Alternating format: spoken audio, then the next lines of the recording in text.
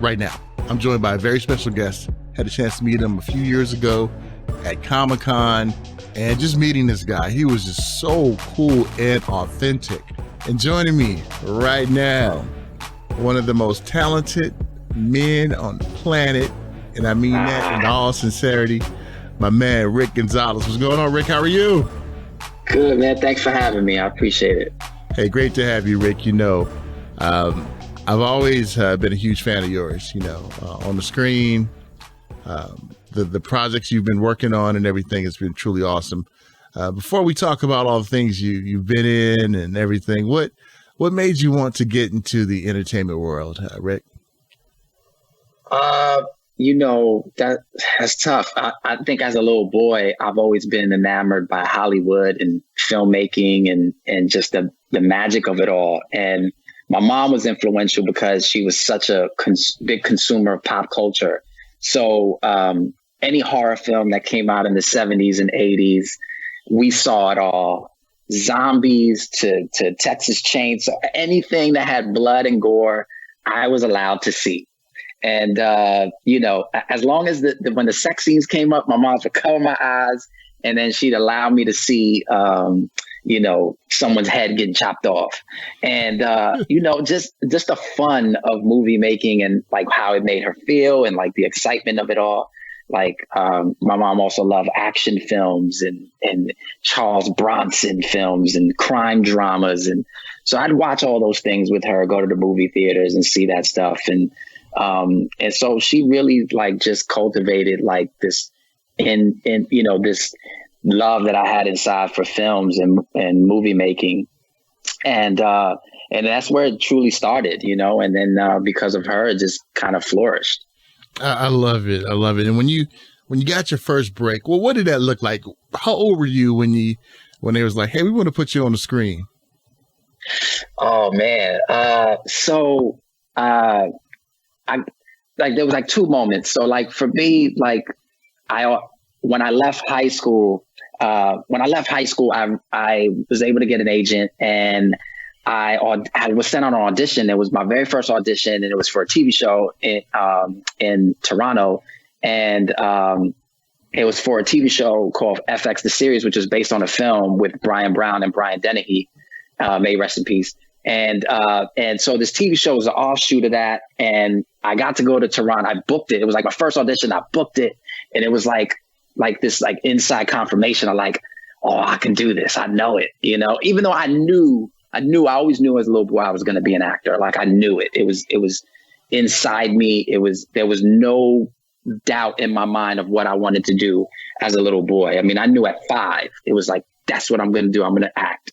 So, when I got that moment, when I auditioned, it was like this thing inside me that was radiating. I was like, oh, we're going to do this. And then, I started booking up, more jobs.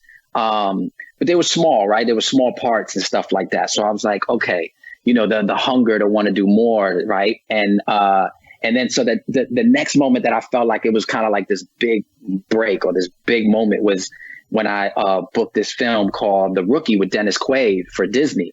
And we went to Austin, Texas, and I believe 2000, I believe was the summer of 2000 or 2001.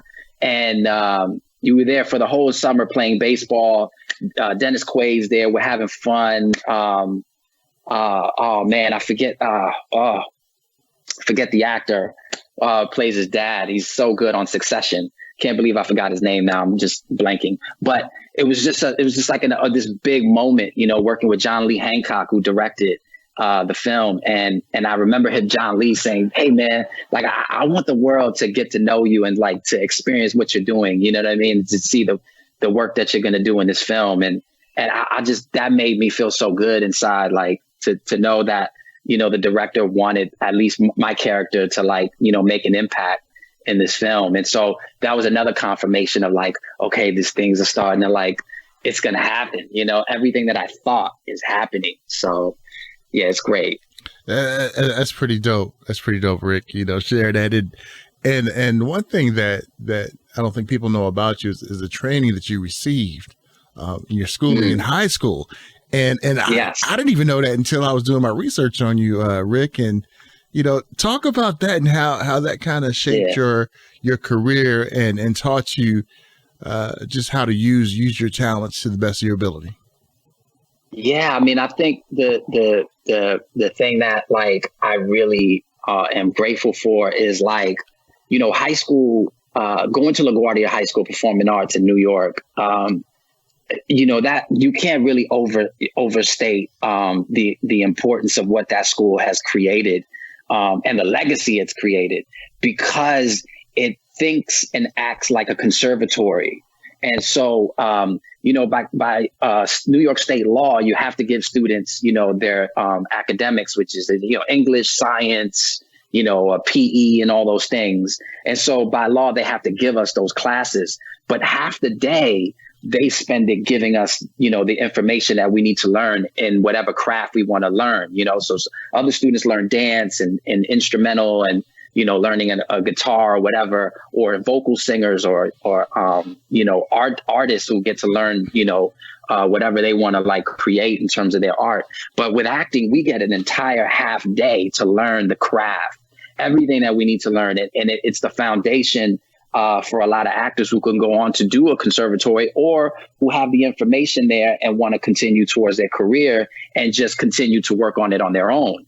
And for me, coming from Brooklyn, New York, just somebody who's just full of raw talent and just instincts, finally able to understand, who Richard Boleslavsky and Stanislavski and learning Meisner and, all these things that like Robert De Niro learned and Al Pacino and, and you just, you see what the greats have done with this information, and so, it just made me so excited and, it just made me obsessed with like just being a part of like this world that I wanted to learn so much about. And LaGuardia was instrumental in me understanding just the little things, learning, reading plays by Moliere and, getting my big dosage of playing Iago and Shakespeare and like, understanding, maybe I can play Puck in Midsummer Night's Dream and, have that fun and to, experience as a young man growing up in Bushwick, Brooklyn, who's never really been exposed to this type of information. So it was just hugely instrumental in my life. And it still is to this day, to be honest. Like everything that I've learned from those teachers at that school was just monumental in like just laying the groundwork for me to understand what I could do with my craft and how much more I have to go. I believe I still am, scratching the surface on this whole craft of acting, and to be honest, I feel like I'm starting all over again. So, it's you never stop learning. Please don't get mad. You can watch the entire episodes on our Roku channel, on our Fire TV channel. And if you just want to listen to it, you can listen to it on all these great channels right here. Thank you so much for supporting the channel. Don't forget to like, subscribe, hit notification. And if you like our custom merch, we'd love to have you aboard. Take care. Love you all to life.